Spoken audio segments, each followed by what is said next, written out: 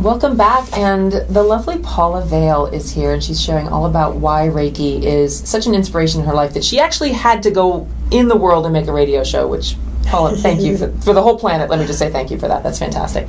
So I know you've had a lot of different experiences with how Reiki has evolved things in the world around you. I would love to hear one of your little stories about how Reiki has changed in your life. Well, everywhere I go, I always, pull Reiki into it. I've gone on trips and I'm, giving someone Reiki on their knee at their hotel room or whatever. But when I was in Peru, I went to Peru for my master training, and the resort we stayed at, there were 2 dogs. They fed the dogs, but the dogs basically were wild. No one could get near them. They would growl. Well, they were both male, and so they had gotten in fights. And the older dog had this big infection on his nose. So we were there for 10 days. I immediately started sending him Reiki, from like 10 feet away. And it actually got to, by the time I left, we would be in the main room having our meals. That sweet boy would come and poke his head into the dining room like, Paula, I'm ready for my treatment now. Yes. And I would go sit outside in one of the beautiful gardens, and he would just come lay about 6 feet from me, and I would sit and give him Reiki. And this happened just about every day. I mean, he got to where he always kept an eye on where I was when I was at the resort. And by the time we left, his nose did look much better. And we just got a kick out of how he'd come looking for me. It's animals, just what they do with Reiki is amazing. And I have some property where I grew up. And my life's goal is to have a non-profit animal rescue and Reiki retreat center there. But when I was first getting into Reiki and through the years, I would go down to visit my aunt and uncle, and there were always deer in the yard.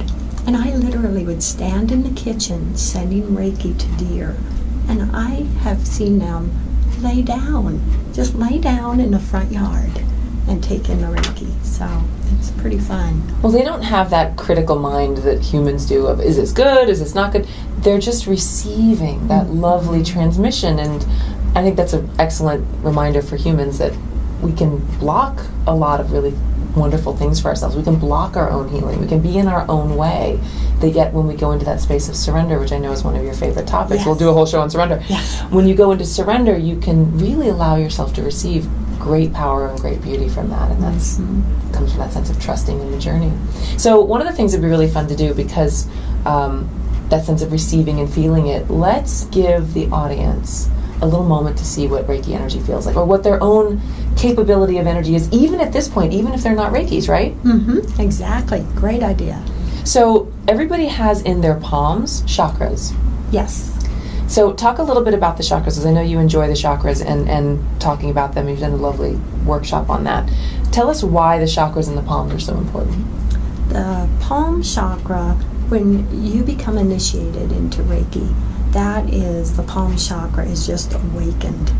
And when I send Reiki through and give Reiki to clients, it's through the palm chakra and also the eyes and the breath. I'm big on the breath. I just blow that Reiki energy through them into every tissue, every muscle, the entire body, filling them up. But the palm chakra, it just becomes alive and awakened. And as you progress on a Reiki journey, it gets to where you just think about Reiki and your hands just start tingling, and it's just a lot of fun. It just opens up that palm chakra. Most people are familiar with the crown chakra, the heart chakra. They're familiar with sort of the standard seven chakras, but there are literally dozens of them in our body, around our body, in Mother Earth, and up into the heavens. So if you think about those, in your soles of your feet. So ladies and gentlemen in the audience, just take a moment, if you will, and just kind of ground yourself for a second. Feel your feet into the earth. Feel that beautiful exhale that lets you receive yourself down deep into the Mother Earth, and then just put your awareness into your heart, put your awareness into your breath, put your awareness into your physical body, and just imagine your hands. And you might, some people are visual, some people are feeling oriented, some people have sense memories, but anybody can imagine. So imagine that you're looking at your hands and that your hands begin to glow. And what color would they glow? And what would be the shape of the glowing? Is there a dimension or a texture? And just feel that space in the center of your palms beginning to open up as if it's a doorway. And think about it as a doorway to source that you have a connection to inside of yourself. We are all deeply connected to one another, and even though we can't see your faces now, it does not mean that we're not connected. So you have that doorway inside of yourself that you get to open through your intention and through your breath. And just breathe it in as if you're breathing in that divine light, and send that through your heart space into your palms. And perhaps you can imagine there's like a bubble or a ball of energy. So maybe your palms come closer to one another as if you're cupping water in your palms. Just begin to sense or imagine or experience how that big bubble of light begins to increase. You may feel a tingle or a warmth. You may imagine this expansion of this light. And you can even begin to play with it. So if you put your palms one towards the other, and just begin to feel as if you could almost touch them. And then bring the palms a little further away, as if there's taffy between your hands. It's stretching the energy out like little threads of light. Can you feel that? Can you feel that, Paula? Yes. And then you bring them a little closer together, and imagine like a shock absorber just getting cushiony, thick, like a big fluffy white marshmallow. I know my 9-year-old would love the marshmallow idea. To put those big giant sparkly marshmallows of yummy energy in your palms, and feel that beautiful sensitivity in there. And if you can't feel it with your physical hands, emotionally or mentally imagine what it might feel like. And let that be the beginning part of opening up your awareness. Literally, our intuition, our imagination is what Spirit speaks to us with. That's all it's got. So let it begin to open. So if you're saying, yes, Spirit, you can let me imagine, and I'll pick that up. And you can begin to open up that awareness, that sensitivity, to let yourself become more intuitive. And perhaps you want to take that big, beautiful bubble of light, that big, beautiful ball of energy. And I love, Paula, that beautiful idea you have of blowing the energy. So you can take a breath and blow that light into your palms. Let it get bigger. Let it get shinier. Let it get sparklier. And perhaps there's someone that you want to send this to. Perhaps there's someone that you love who's ill or sad or brokenhearted. Perhaps someone that you know is in separation from some aspect of themselves. And you may want to imagine that this beautiful ball of light just is blown from the palms of your hands, traveling through all time and space, going through all the dimensions from Great Source, down to coat and give love to that person that you're sending it to. Perhaps you wish to send it to your animals, as Paula was so beautifully speaking about her beautiful white dog, or the dog in Peru, that animals can receive this healing energy as well. Perhaps you want to send it to your community. Perhaps you want to send it to a group of people. Just imagine that space going out effortlessly and sending that beautiful divine light. And then you can also take that beautiful energy and just gently place it onto your heart, onto your belly, onto the top of your head, and send and bless yourself with that beautiful energy as if you're giving yourself this lovely sense of healing. For truly, you are your own best healer. Nobody can give anything to you that you don't already wish to receive for yourself. Just feel that sensitivity inside of you. Whenever you're ready, take a beautiful inhale. And just imagine yourself a little bit brighter, a little bit clearer, a little bit shinier. And so it is. So it is. What do you experience when you do that? Just filling up, relaxation, and just raising the vibration. Just, it's beyond words. I love that you keep saying it's beyond words. It's just my best description. We've got to give you a t-shirt that says it's beyond words. It's awesome. I love that. It's because it's so much more. Yeah. than what we are physically. And sometimes putting words to things limits it. Yes, exactly. Exactly. It does. The Reiki is just so expansive. For instance, my whole life, I had a brown thumb. My house plants, it was never good. I just didn't. They were like, no, well. don't take me to Paula's house. Yeah, right. Yeah, she waters too much, or she doesn't water enough, or something.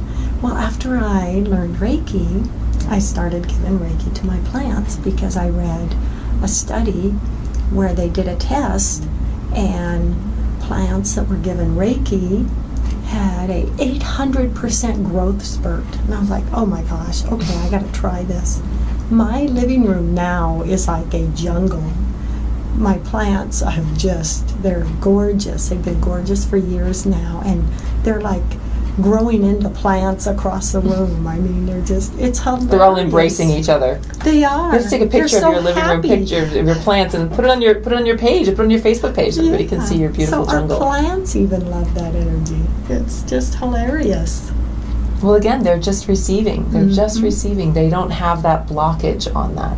So what would you say, I think there's a lot of people who, and right now especially on our planet, there are a lot of, we were speaking about this before, you and I, that there is that separation, and many people are feeling that call to wake up. Like, okay, time, hello, opportunity's knocking on your door, you gotta open it. Or they're saying, no, I wanna go back to sleep, it's too hard to change, it's too difficult. Yes. How would you use Reiki to help people in their evolution? So for pretend for the moment that their body's physically fine, but they're feeling that sense of shift or tearing in their soul level or on their emotional level or on their mental level. How could Reiki help adjust and assist people in their evolutionary process as well? For one, it's going to raise their vibration. It's going to strengthen their connection to Source.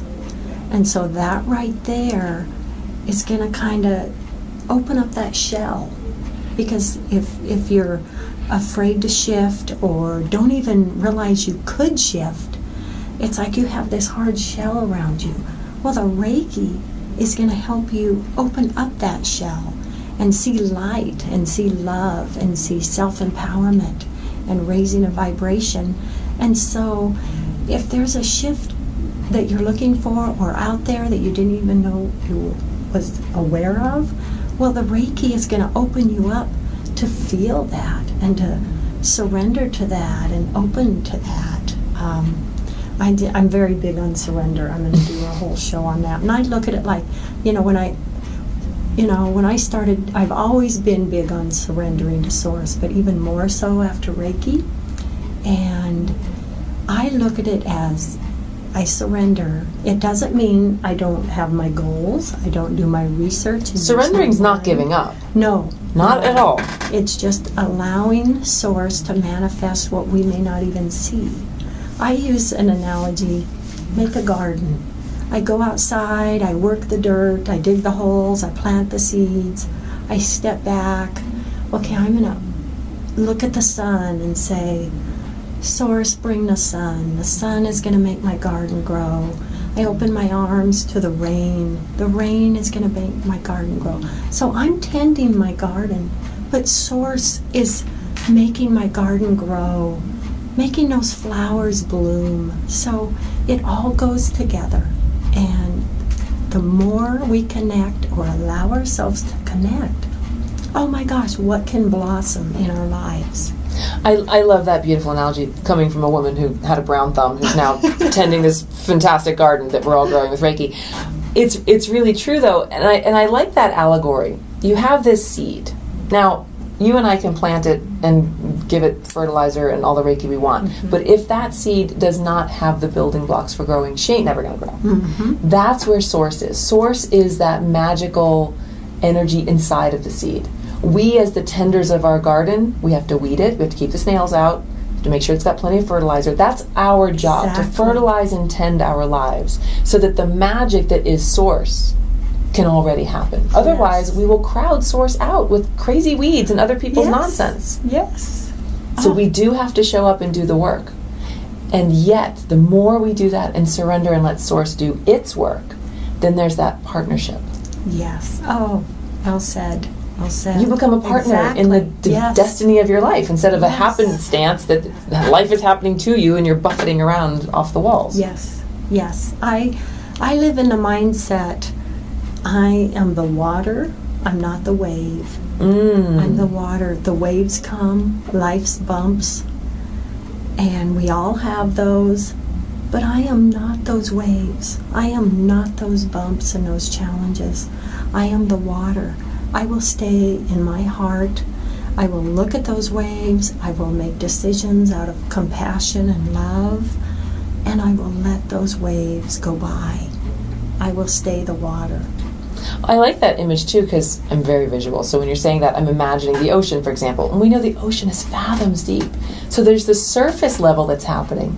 And then there's all these layers underneath. And it's still down to the very core of the earth, this very molten level of the depth. There's that intensity all the way down. Yes. And the water doesn't go away because it's ruffled at the top. Mm-hmm. It's always connected. Yes. We can think we can pay attention to the ruffled at the top. Mm-hmm. But we can also see how we're very deep, Down, peaceful.